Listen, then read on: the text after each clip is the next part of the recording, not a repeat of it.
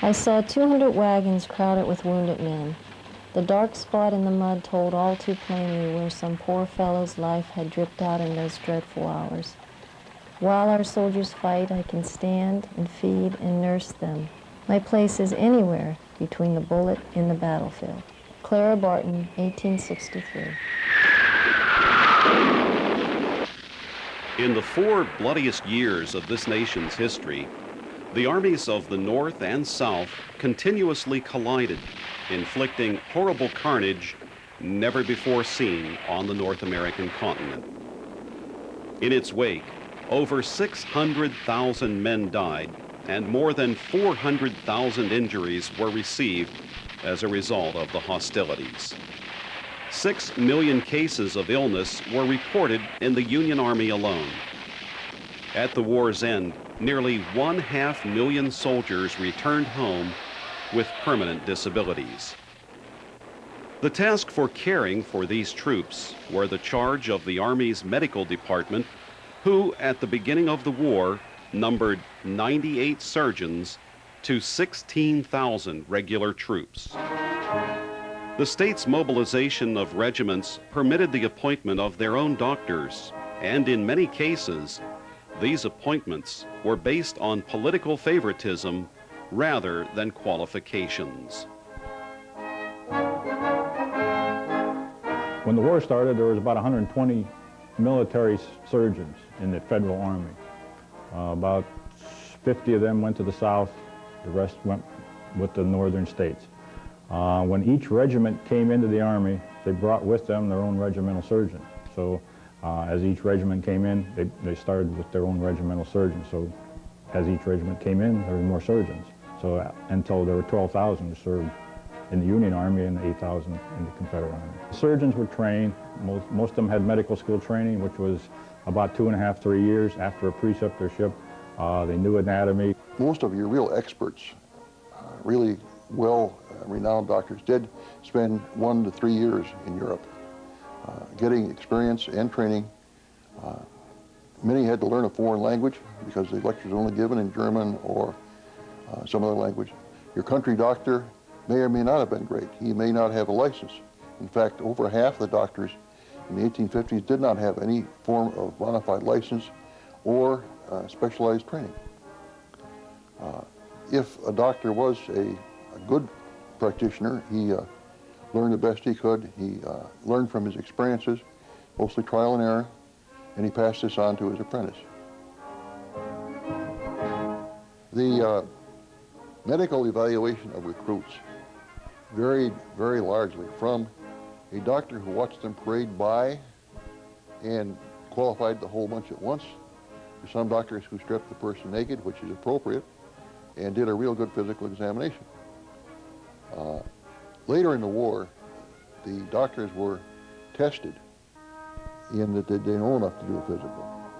They were also graded and reprimanded when they passed too many that had diseases and conditions that existed prior to service.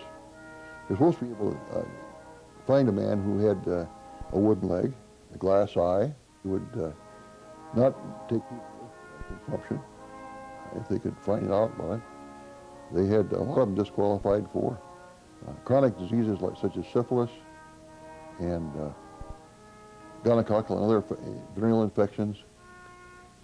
They would have to disqualify a man with no teeth. What reason for this? You had to bite the end of a cartridge off to load your weapon. You had no teeth. You had to have at least 2 opposable teeth in a position where you could bite the end off the shell. People with false teeth, however, would lose them conveniently. There were false teeth back then. And what you could do is go on in, if you got a battle that you didn't really want to go on, you lose your teeth. Couldn't possibly go to the battle. So they make you a litter bearer probably and make you go anyway. Dentistry was practiced during the Civil War by the surgeon normally, or by a contract dentist. There were no officer dentists, commissioned dentists in the Civil War. The doctor normally was able to pull teeth because that was the last resort. If the teeth was bad, you pull it out, it wouldn't hurt anymore. He didn't fill any teeth because this was time-consuming. He wasn't that good at it. And he normally didn't have the tools.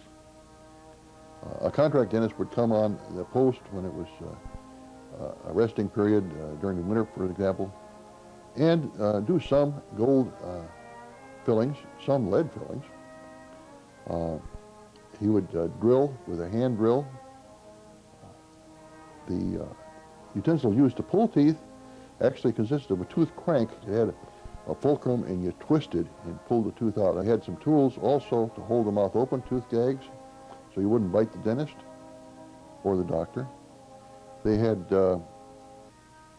almost like a carpenter's easy out to pull the roots out that left in when they pulled the tooth sometimes.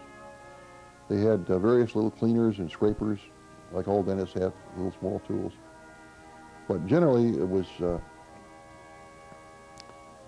poor hygiene that got these people in trouble, and lousy food and hard crackers, which would break the enamel sometimes. The area hospitals had surgeons. A surgeon was normally a major. Various numbers. The assistant surgeons were mainly captains or lieutenants. There were medical cadets, and then you had the medical steward, who was in charge of the hospital and the nurses. And, well, that varied. Sometimes the surgeon had charge of the nurses, sometimes the medical steward did. The medical steward, who was a senior sergeant in the medical corps, actually he ranked everybody but the first sergeant. He pulled no duties. But many of them were pharmacists and came into the military mainly so that they could practice. The practice varied. In the front lines, they would do some compounding. They would divide up doses from large supplies and put it into the medical pannier, which they carried. The medical knapsack had some medications, mainly blue mass and opium. The best thing they could do with most of the drugs they carried in these bags was throw it in the ocean. And the only one who would be a bad off would be the fish, who would die from it. There were no real curative agents. Quinine probably was a wonder drug. They used it against what they call intermittent fever, which is now we know is malarial type of fever, but quinine was effective against that. They were using bromine against gangrene. It would actually rid the tissue of the so-called bacteria, which they didn't know about at that period of time, but would have some effect against gangrene at that period of time. But that's probably the wonder drugs of that period of time, were quinine and bromine. Quinine actually wasn't used originally for any specific purpose. It was put in medicines, especially patent medicines, because it's extremely bitter. And adult medicine, to be any good at all, has to be strong and adult. Kids' medicine tastes nice, cherry-flavored cough syrup, things like this. So if you could take it on Monday and still taste it on Wednesday, it was great medicine. Alcohol was, the hospital whiskey was probably the most used drug in the Army. It was used as stimulant, and now we know it's a counter stimulant.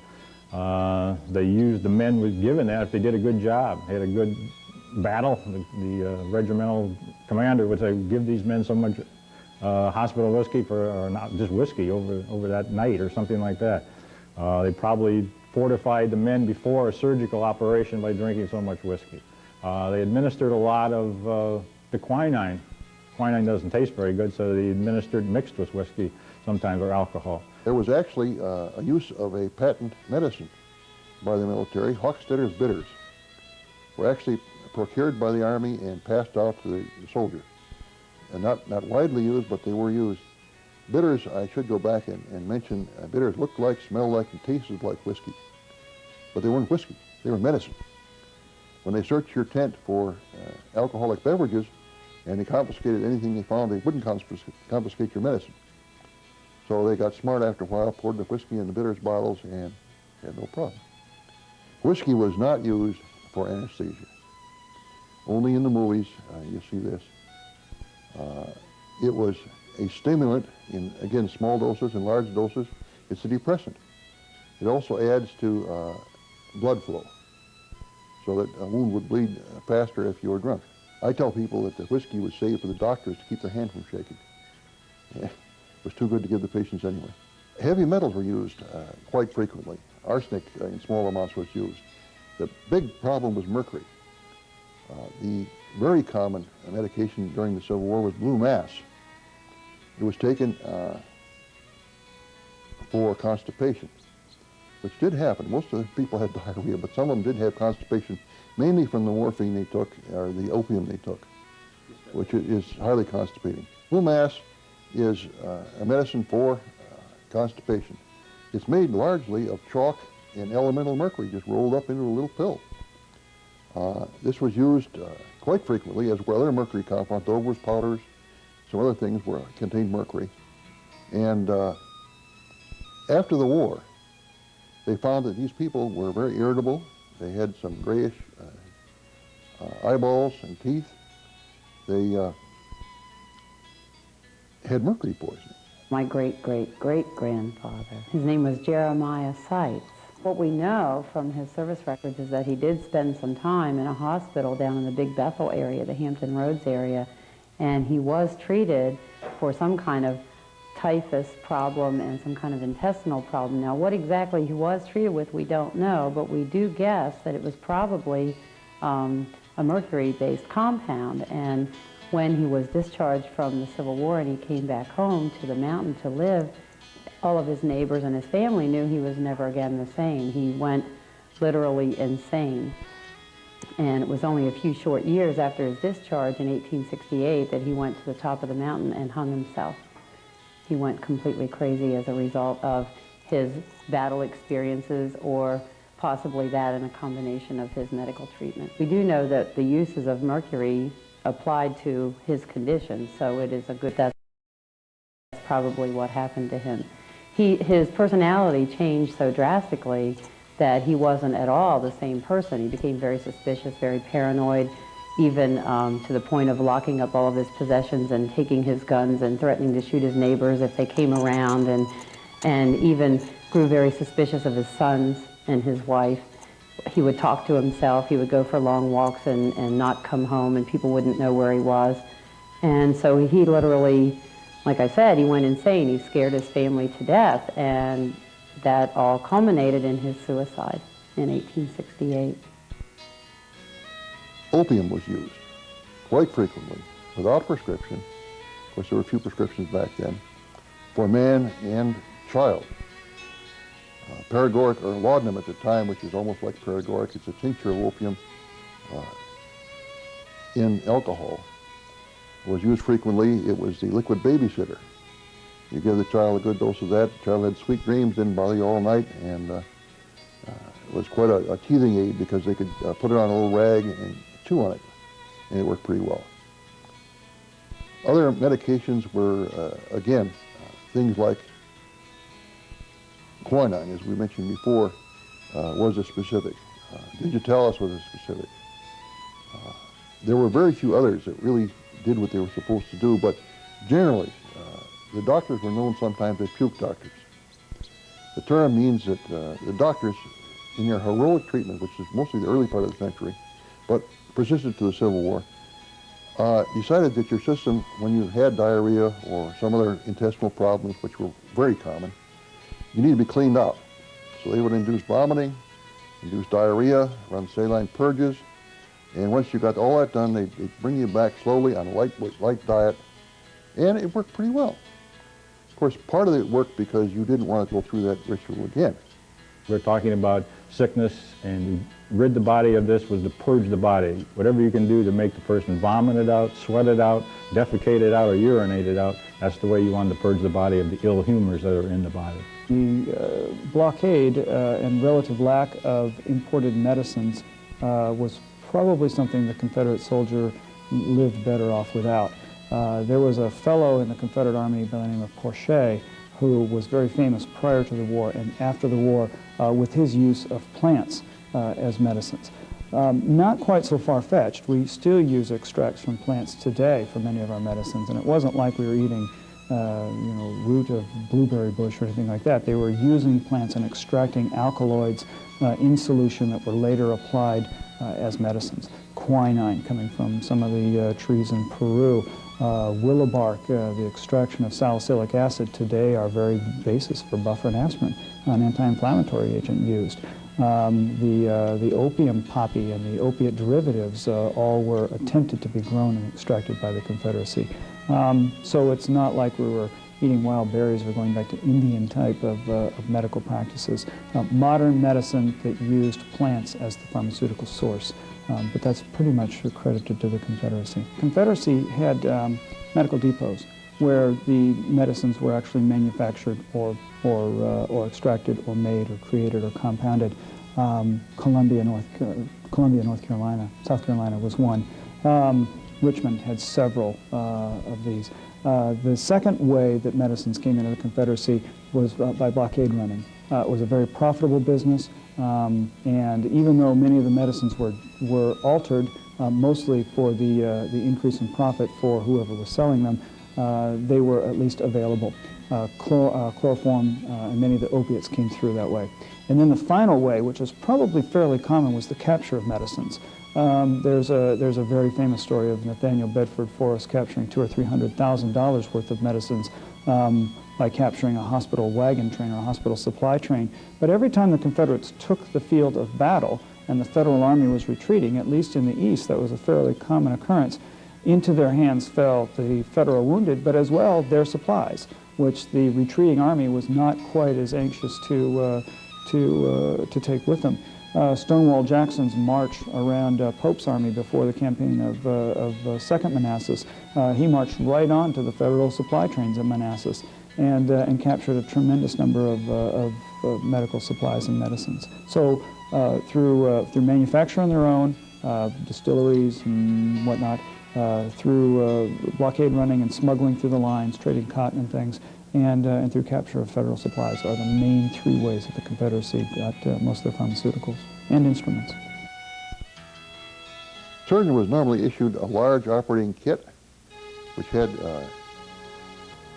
actually all he needed to do was amputation. Little else was in the standard kit. Now, the standard kit was not always carried. Doctors who came in brought their own kits, or bought them after they got in, or were given better kits by the local unit, like the county or state that got up the regiment. And there were instrument makers that were available. George Tiemann was one of the major ones from New York City. He also was given a pocket kit. These little small pocket instruments with tortoiseshell handles had collapsible blades and were used mainly for going tent to tent, area to area, to do small things, including small amputations of a finger or something like this. But opening boils, lancing boils in the mouth, there's a gum lancet in there. There's one tool especially made for cutting corns, which were quite common back then. All the things you needed just for a minor practice. Small catheter was normally in the kit. And with those two things, he could do almost anything that the surgeon was required to do during the Civil War.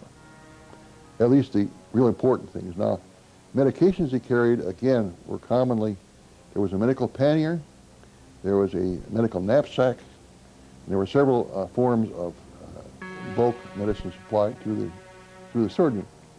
He ended up using generally what he liked to use, including some patent medicines, which were his favorites back home, or something he concocted himself and had his medical steward mix up while he was in the field. Well, there was actually 2 to 1 who died with disease entities. So many disease, probably poor water, poor sanitation, poor food, and the amount of men all gathered together in one camp. There was no immunity. They lived in small areas, and like they weren't exposed to chicken pox. So one man's going to come in with chicken pox. The rest of that camp of 20,000 had no chicken pox. You can imagine what's going to happen in the next 2 weeks. The whole camp is going to have chicken pox, and the same thing with measles. Plus, these men were brought from a clean environment. Their home, either in the city or the rural area. Now they're brought to a camp. They don't sleep well. They're gotten up at dawn. They go to sleep late at night. They're sleeping on hard ground. They got mud. They got heat. They got cold. They don't wash effectively. They don't get their clothes cleaned effectively. So they're just an accident waiting to happen disease-wise. Actually, disease did take 60 to 70% of your soldiers, rather than as opposed to wounds or sabers, gunshots, artillery, whatnot. Especially the young troops early in the war. These people were largely farm people, a few from the city, but I don't know what the percentages were, but the majority were from a farm community. They had been exposed very rarely to childhood diseases. They went to school, maybe, went to school for a short time. They didn't have a neighborhood of other children with diseases to catch things from. So they came in with no antibodies, no immune system. went to a basic training camp with thousands and thousands of others, caught those diseases. These farm kids were fairly healthy, but they died like flies from communicable diseases. There were also cholera and other diseases that came from bad water, sewage disposal irregularities.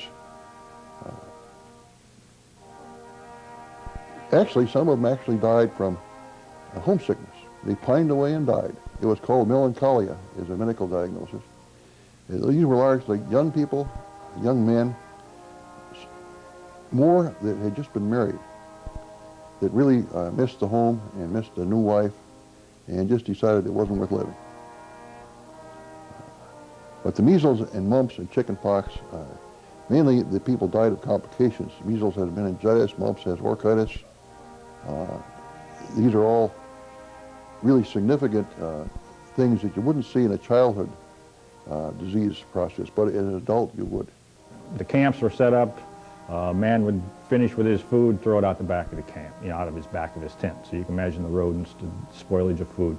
Latrine facilities were anywhere they could find a place to relieve themselves. A lot of times they had a mass pit, probably upstream of their drinking water. Hammond came in 1863, saw that this was wrong, that sickness is caused by poor sanitation, so he came out with some edicts. Number one, we have a garbage pit. When the men finish with their rations, whatever's not eaten or anything like that is taken to the pit, thrown into that pit, and then every night it's covered over with so many inches of dirt. The same thing with latrine or sinks. So many paces away from the camp drinking water.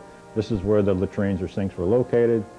They should be about 8 feet deep, and every night so many inches of fresh dirt are put over the material that goes in there that day. And they found out that this was causing the men to be a lot healthier group of men. The Sanitary Commission did not have much to do with sanitary conditions. That's a misnomer. Sanitary Commission were a political group of civilians, men and women, doctors, civilian doctors, who saw that they could help the soldiers by providing things that the Army would not provide or didn't have the funds.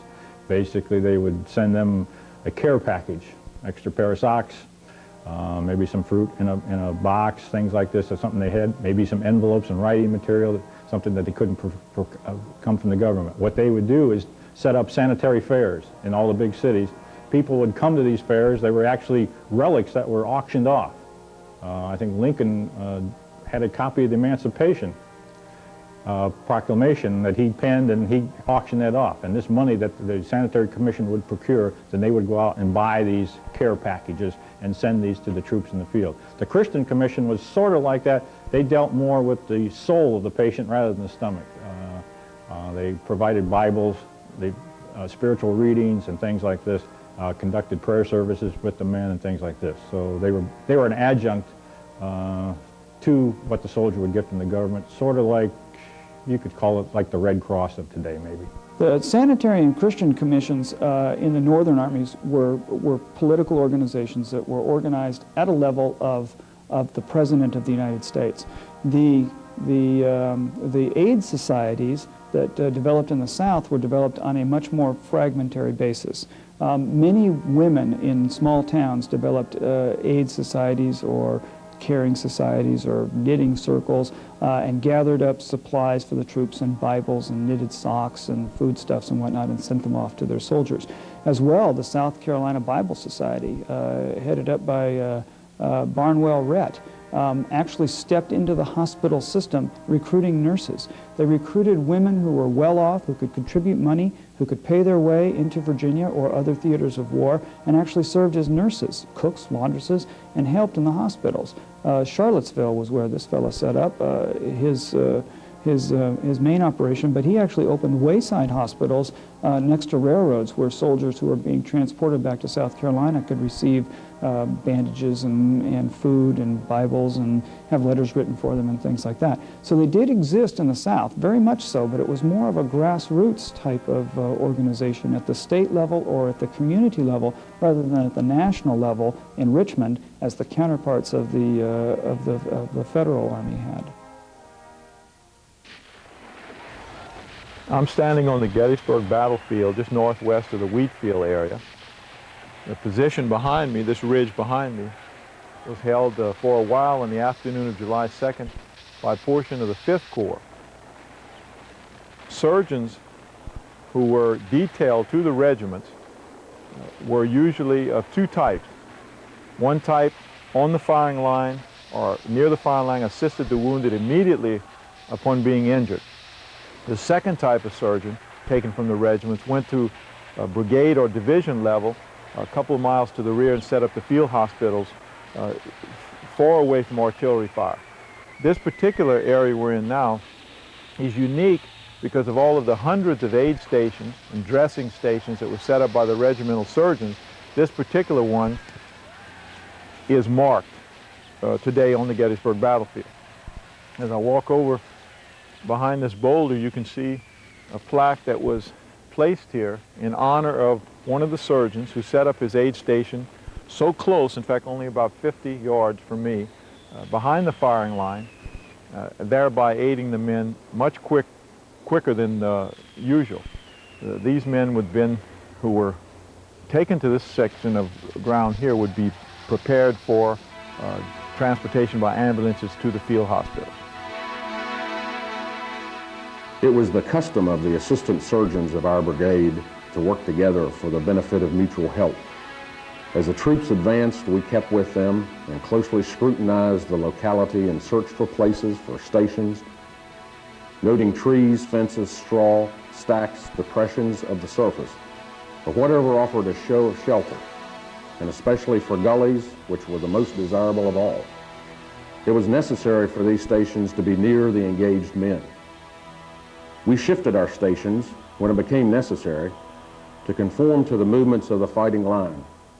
Our surgical work was unusually very simple, though often there was enough of it to keep us fully and laboriously employed. It consisted chiefly of the application of plaster and bandages and the administration of stimulants and superintending the placing of the badly wounded in the ambulances for transportation to the field hospital. No elaborate surgical procedure was undertaken unless there was urgent necessity for it. Dr. William Taylor, Surgeon, Confederate Army.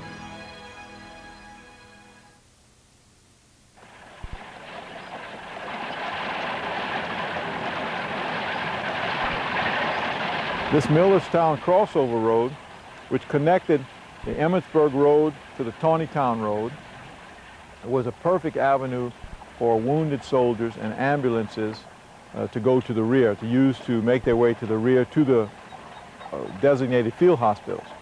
Now, right behind me is the old John Weichert farm. The area we're in now, and the farm itself, was used as a collecting point for ambulances of the 5th Corps. The ambulances coming from the field hospitals, crossing over the woods and fields and using whatever roads that were available, made their way to an area like this, which was usually safe, fairly safe, since the firing was going on several hundred yards to my right. At this point, they would wait until the stretcher bearers would bring in their loads of injured men. The men making their way back from the firing line on foot would also come to the ambulance collecting point, and if they were too exhausted or their wounds had gotten worse and couldn't make it to the rear on foot, they would wait for transportation to the field hospitals. Now, the field hospitals are located a mile or two even further to the rear. That's why the ambulances were necessary to transport the wounded. Early in the war, there was a two-wheeler that had no springs and made the patient worse, especially if they had a broken arm or something. And it killed more people than it was good for. The only thing it was really good for was an officer's Surrey type thing to ride around in. Four-wheel Rucker ambulance was much better, but still not that great.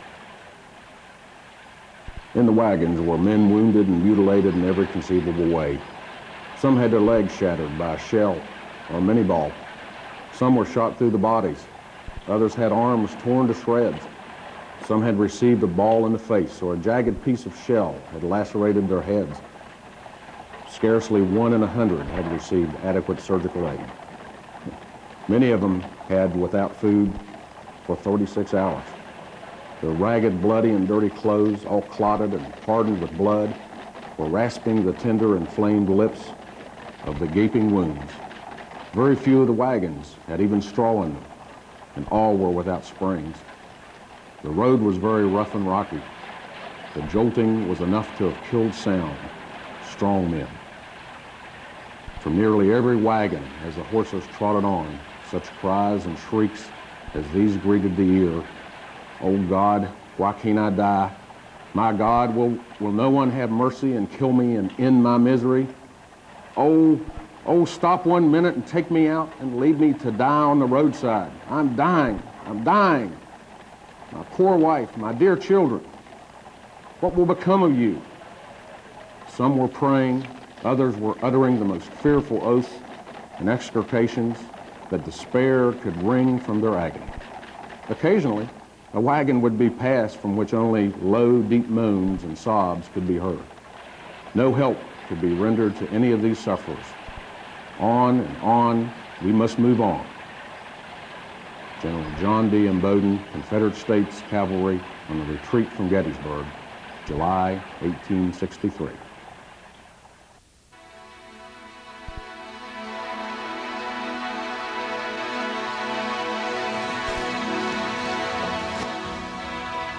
I'm standing next to the George and Elizabeth Spangler barn here in the 11th Corps Hospital near the Gettysburg battlefield. Interesting that these boards on the barn, as well as the doors and most of the structure itself is original from 1863. In fact, often the surgeons would remove the doors, the smaller doors, and use them for operating tables. The larger doors were open, allowing ambulances to come up the ramp here on this bank barn, as it was called, because they were built into a bank. And the ambulances could then deposit their loads of injured men on the threshing floor here on the second floor of the barn. Down below where the stalls were would also become filled with wounded. There is a misconception though, because many people think that all of the wounded were always deposited, the entire numbers of wounded in churches or schools or barns, farmhouses. That's not true. The vast majority, the greatest number of wounded were transported to areas like this and then laid out in the open. And these field hospitals, this 11th Corps Hospital, would have been separated by divisions. The Union Corps hospitals were usually broken up into divisions. You might have the 1st Division over here on a hill to the right, and their tents would be set up out here. Maybe the 2nd Division would be around the farm itself. In other words, the barn, the house, the other outbuildings, the summer kitchen, and then maybe the 3rd Division would be over here in a wooded area on the same farm.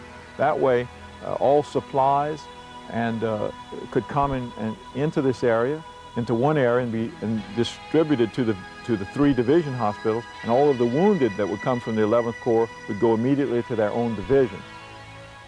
One of the reasons the soldiers wore Corps badges was to be able to identify them as to their particular division and immediately transport them there.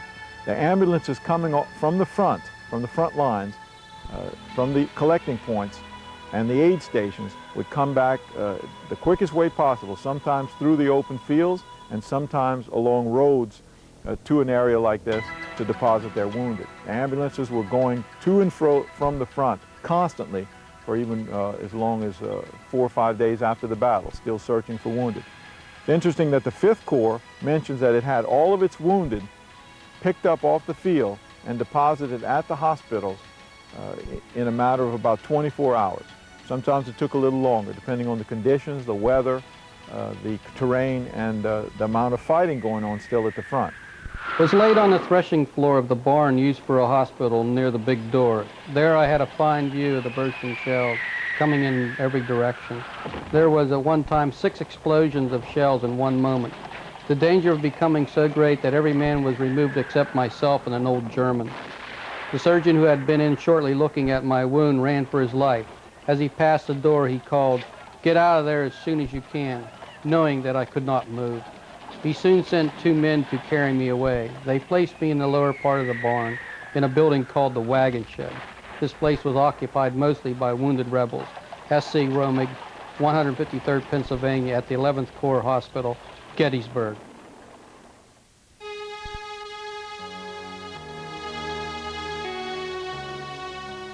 Surgery was quite good, the instrumentation was quite good. The problem was there was no sterilization of anything.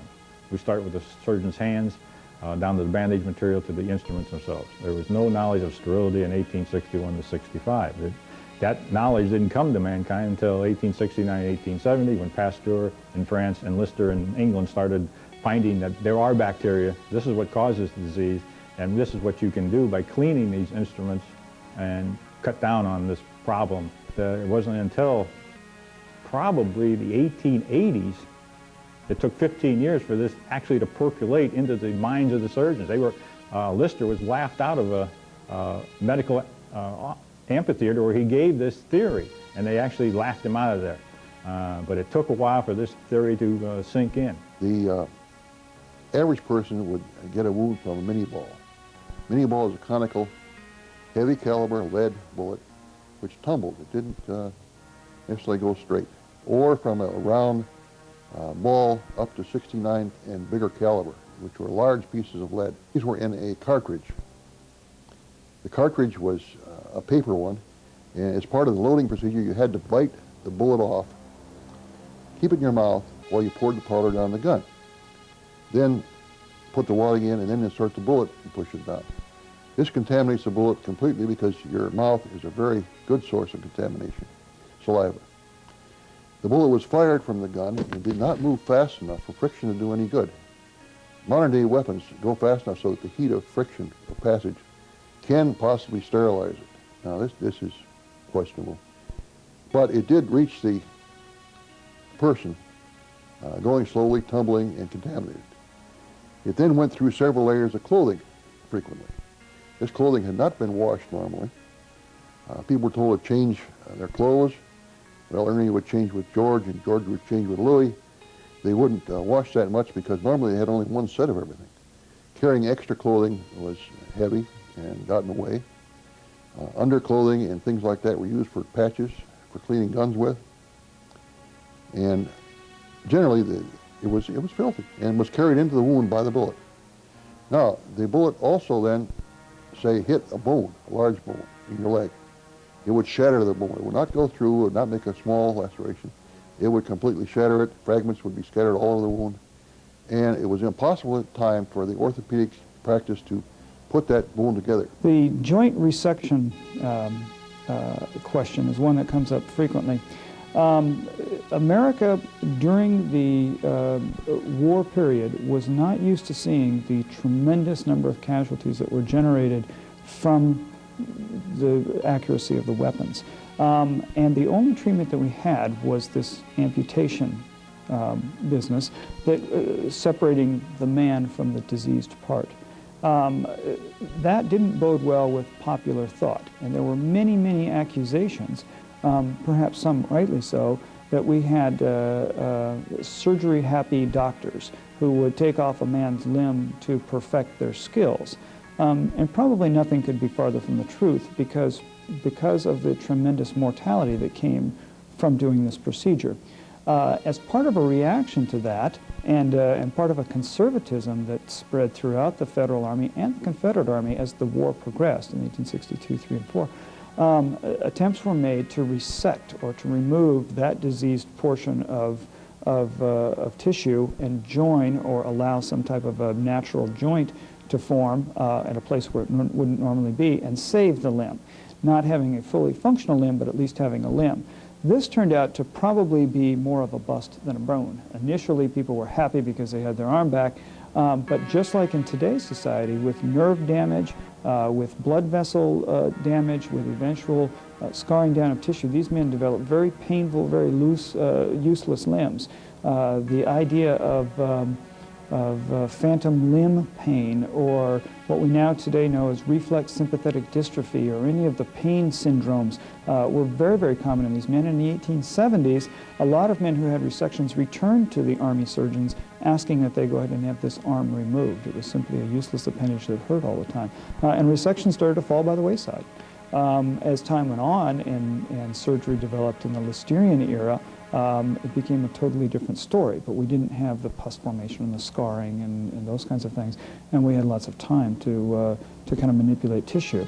These resection operations were done under very, very primitive conditions, very quickly. We didn't have the ability to reanastomose blood vessels or nerves or anything like that, and so the result was, yes, living tissue, but not functioning living tissue.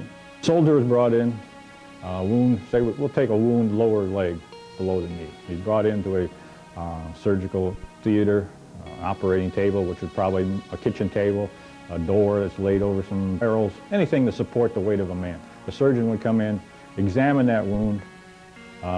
He would make the decision whether the arm or the leg, or we're talking about the lower leg right now, it would have to come off or not. He would have an operating surgeon do this. He would also, this operating surgeon would have the availability of assistants. Amputations, in general, were the most common form of treatment during the Civil War, mainly because that was the most important thing to do to save a life.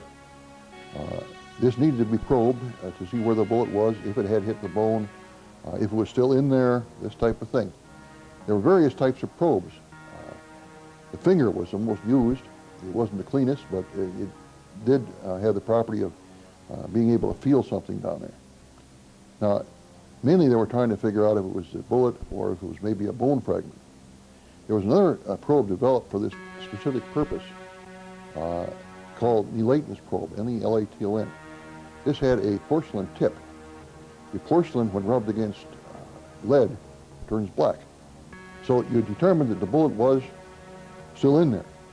Well, many times they didn't remove a bullet. If it wasn't in the way, if it wasn't just under the skin where you could easily pop it out, it wasn't doing any damage near a large blood vessel or something like this, it would stay there. And people carried fairly large numbers of bullets to their grave, 10, 15, 20 years after the Civil War. One of the misconceptions of medicine in Civil War is that the soldiers' operations, especially you hear about so many amputations, were done without any kind of medication. This is not true. Probably 95% or more of operations were done with either chloroform or ether. The soldier was put to sleep and the operation was then completed. That old story of the soldier biting the bullet in pain and suffering through an operation by biting on a lead bullet is not true. First of all, it wouldn't be good medical practice because it was too easy for someone to swallow something like that. If they were going to use anything, while they were probing, which they often did, they probed the wound before they gave the chloroform, the soldier would be biting down on a leather strap or something that could be controlled rather than a bullet that could be swallowed. The soldiers who were being checked out by the surgeons prior to the operation were being checked out because the surgeon sometimes didn't quite know how he was going to handle each operation. For instance, if he found many bone fragments or the projectile itself had split into parts, it might be more complicated than just a flesh wound. So the surgeons often probed with their fingers right through the wound, the entrance sometimes and the exit wound, finding out if there's anything loose in there and see if he could feel the bullet or the projectile or the shell fragment, and he could remove it with his fingers. This was often done without any type of medication given. But once an operation was determined had to be made, then the soldier was put under, usually by chloroform. And the chloroform was poured into a handkerchief or sometimes a cow's horn stuffed with cotton or an inhaler. They had some instruments called inhalers which were made for that purpose. And the soldier was soon asleep and the operation was completed within 10 or 15 minutes. First assistant would administer the anesthetic. If chloroform is used or ether, they had a tin type of funnel with muslin in time. They'd put this over the man's nose. The anesthetic would be dripped into this. The man would be told to breathe in, and in about 3 to 4 minutes of breathing in the anesthetic agent, the man would be surgically asleep. Then the wound would be probed again. The principal probe was the surgeon's finger. He would locate where the problem was. They would apply a tourniquet to shut the blood supply to that area. Then they would start incising, first through the skin, then through the muscle tissue, and then get the arteries out of the way, ligate the arteries, the main arteries, so the man won't bleed to death, saw through the bone, and then bandage the wound. He wouldn't amputate if he didn't have to. If there was some chance it would survive, he wouldn't amputate because he had plenty of other guys that wouldn't survive, that he had to do. So the old myth about cutting everything off just in case it might get bad is not correct. They just didn't have the time. Some of the niceties were sometimes left out, mainly because there were just too darn many. You were sitting there with 40 or 50 guys waiting for amputations. It was starting to get dark. It was more difficult to operate, although possible after dark. And you'd been working for 2 days straight with no sleep. So you did what was called a guillotine amputation. This is a simple one. You simply make a round cut clear around the limb, sufficiently above the injury so that you felt the tissue was good. It wasn't part of the injury site. You would pull the skin back toward the body as far as you could, and you would cut the muscle from the bone. You would again pull that back as far as you could and cut the bone.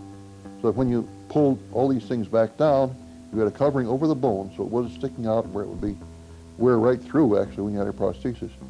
You would kind of clip off the bone ends a little bit so you rounded it off a little bit instead of being sharp. You would pull it back down and suture it. Suturing was done very loosely because they wanted to allow for drainage. The ends of the sutures, especially on the large blood vessels, were left hanging free. The large blood vessels were ligated. Cautery was used very seldom during the Civil War. Previous to that, this was used, but the problem is it formed a large scar and a scab, and fell off and started the bleeding all over again. This way, the large ligatures, or sutures that you use to close off the blood vessels, were left hanging out, and a week or so later, they were pulled on gently, because normally the end would rot off, the blood vessel would seal itself, and you could remove them. If you were unlucky, you'd pull one and it would start bleeding again. You have to go back in and re-ligate the blood vessel, which was not a good practice. The mortality was high. The man would then be brought out of the anesthesia and set into a hospital environment. Time-wise, it probably would take eight minutes maximum. Surgeon would say next, the next, because they had 1,000 casualties to take care of. Surgeons worked for 48, 72 straight hours. In fact, they worked themselves so they couldn't even stand up anymore. Some of them actually worked themselves till they went blind, temporary blindness, and they just had to quit.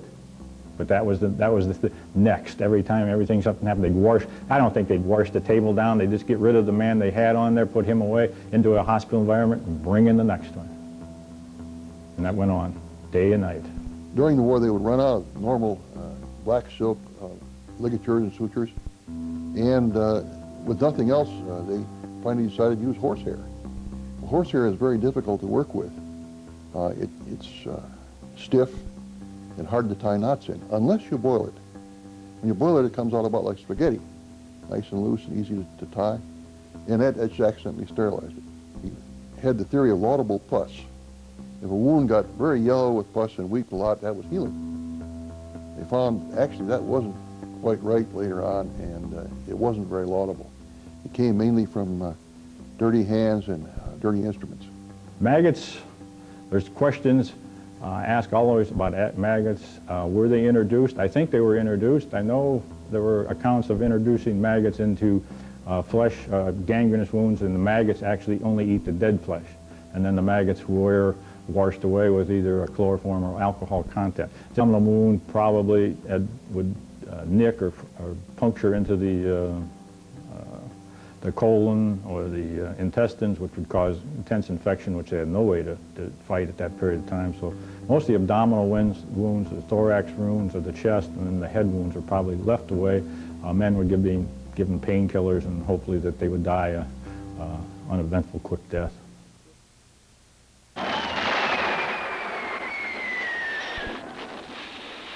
A man laying upon the ground asked for a drink. I stooped to give it, and having raised him with my right hand, was holding the cup to his lips with my left, when I felt a sudden twitch of the loose sleeve of my dress.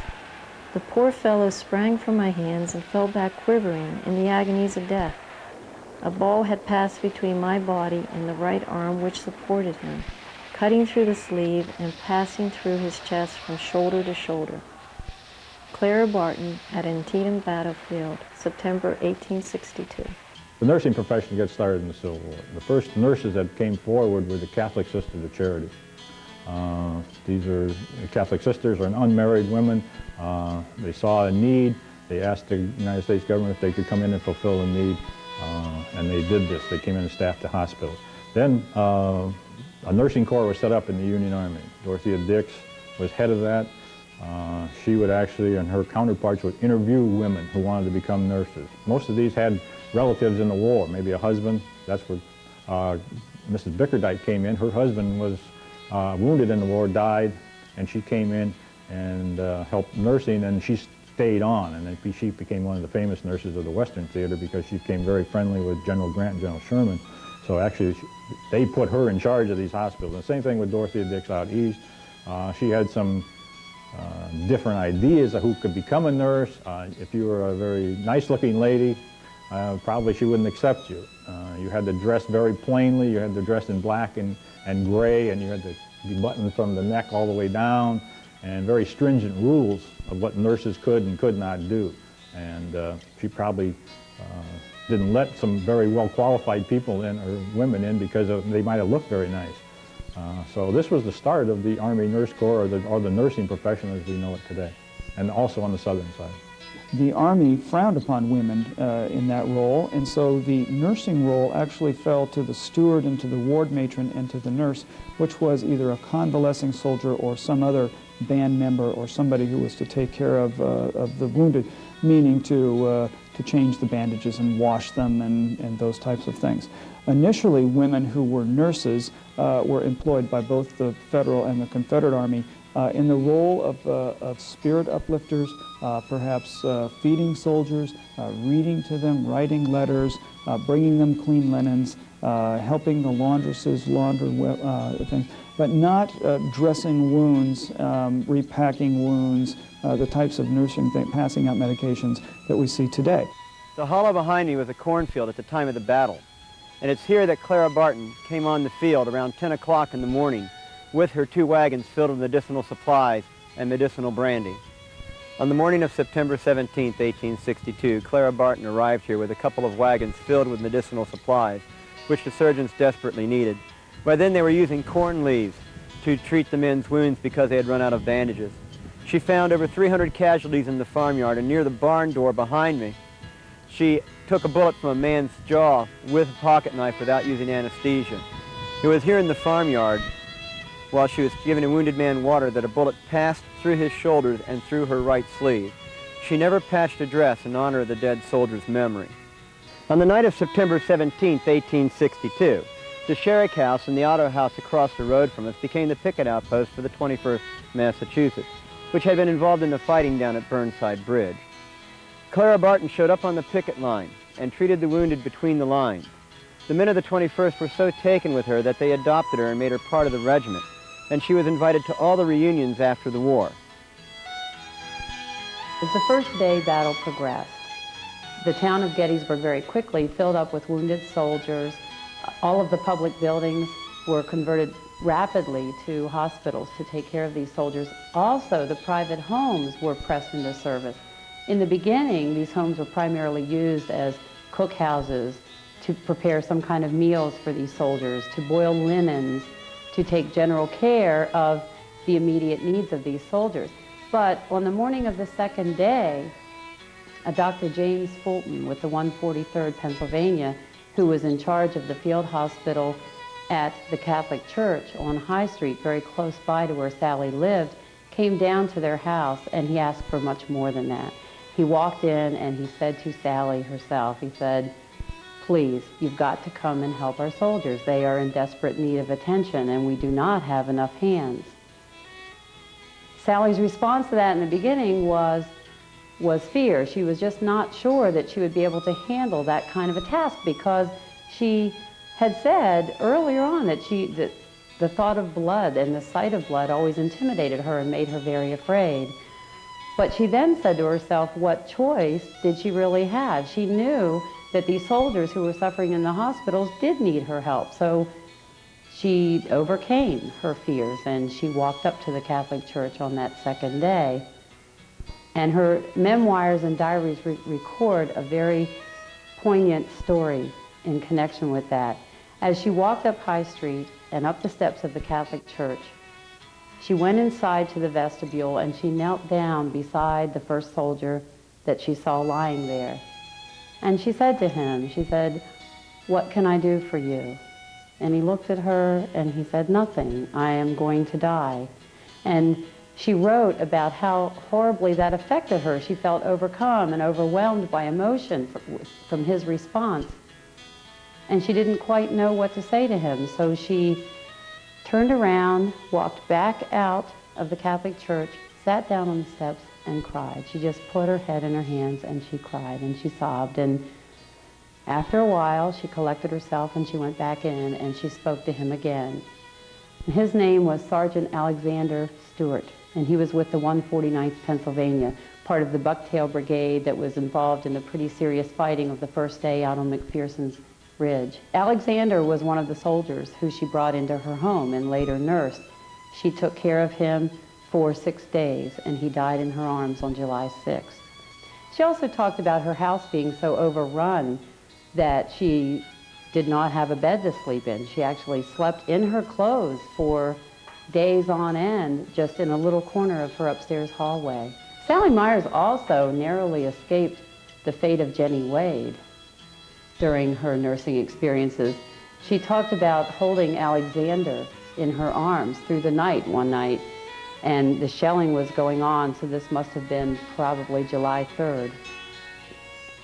And she related how the whole family had again been ordered to the cellar. They were supposed to go to the cover and the safety of their cellars, but she was afraid to leave Alexander. She didn't just want to let him lie there unprotected and uncared for, and he was too weak and too injured to be moved, so she stayed with him and she held him, and she relates how she got very uncomfortable doing that. She was in one position and I suppose she started to ache, and so she shifted her position, and just as she did, a bullet came in through the one window and landed exactly where she had been sitting right before she moved. Had she not moved, she very likely could have been killed, or at least injured pretty badly.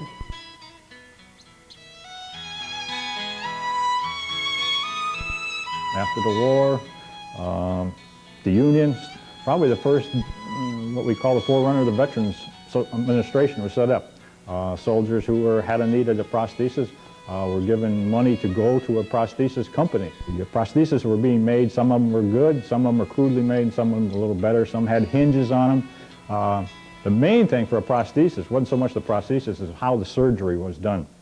If the surgeon did a good job in preparing the stump, meaning there would be enough tissue between the bone and the outer edges of that stump where it would be a good cushion, then the man would have probably a very good prosthesis. The problem is that that bone was very close to the surface, then he's probably always going to have a painful type of prosthesis development. The articulations weren't that good. As far as swinging the leg, they were normally stiff. The joints weren't locking joints like we have nowadays, although there were some. It was quite common to have strapped on arm or leg. They kept saying that the man would go to church, he'd put in his false teeth, his glass eye, hook his prosthetic arm on, and be ready for Sunday. The rest of the week he wouldn't wear them. If they tried and had a good prosthesis, some of them were very ingenious and did work quite well. Eyes, they did have, again, a cosmetic type glass eyeball. Glass eye prosthesis, I should say. These were mostly made in Europe, in Germany.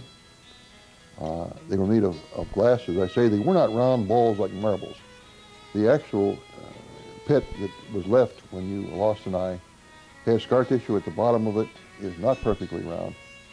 And these are almost like a very thick contact lens, where you put a small pledget, normally greased up with some petroleum jelly or something in there, and slip the eye in between the eyelids. They were varied in that some of them had, well, it was supposed to match the other eye. Some people's eyes were bloodshot. They used small red threads in glass to make the blood vessels. Some people had a little yellow jaundice, which shows in the eyes. Some of the eyes were yellowish. Most of the eyes were blue because most Germans have blue eyes.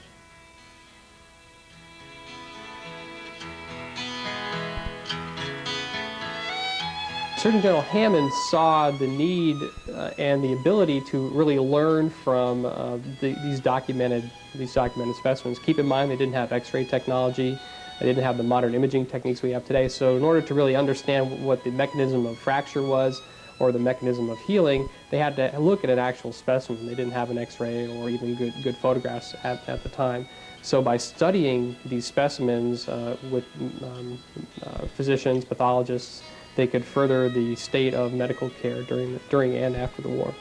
The skeletal specimens were by and large sent here in barrels filled with alcohol, whiskey, rum, what have you, Some of the legends, of course, show that these barrels were tapped during their course of transport here to Washington, and materials drunk by the soldiers on the way. I'm not sure if that's true or not.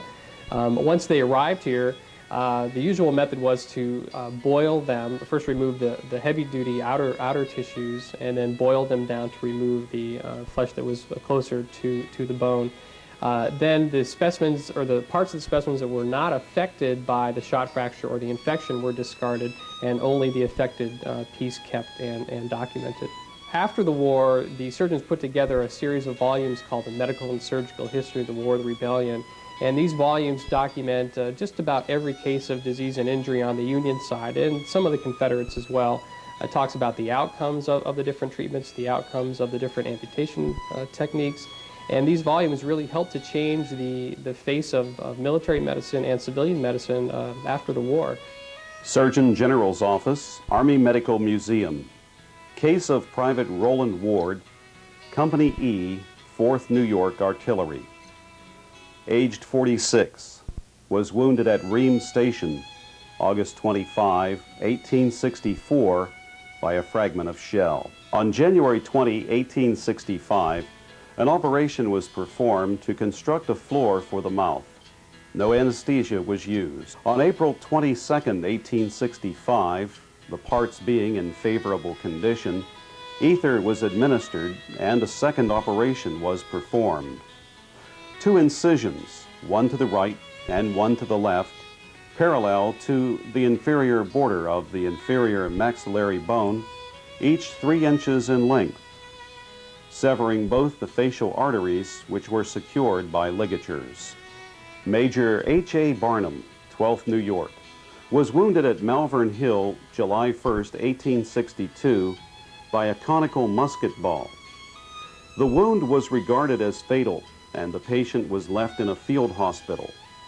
On July 2nd, he was captured and taken to Libby Prison, a distance of 18 miles, in an express wagon. On July 17th, he was taken to Aiken's Landing in an ambulance, a distance of 17 miles, and exchanged. Promoted to the command of the 149th New York, Colonel Barnum took to the field January 1863. The colonel resumed his duties and commanded his regiment at Gettysburg. Promoted to be a brigade commander, General Barnum was almost continually in the field for the next 2 years. He participated in the campaigns of Atlanta, Georgia, and Carolina, and was shot through the right forearm at Kennesaw Mountain, and received a shell wound of the side at Peachtree Creek. Since the close of the war, General Barnum has enjoyed comparatively good health and has actively participated in political affairs. Private Edson D. Bemis, Company K, 12th Massachusetts, was wounded at Antietam by a musket ball which fractured the shaft of his left humerus.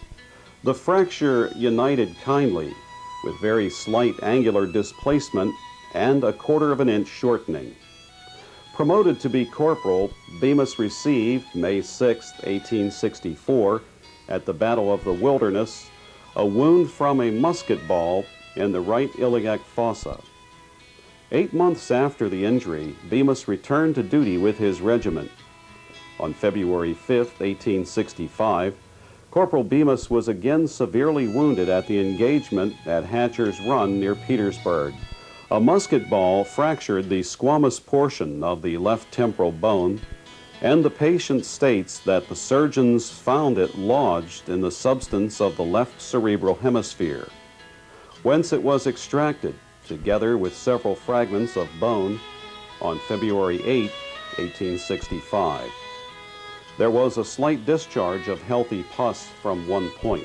The pulsations of the brain could be felt and seen under the integument. The mental and sensory faculties were unimpaired.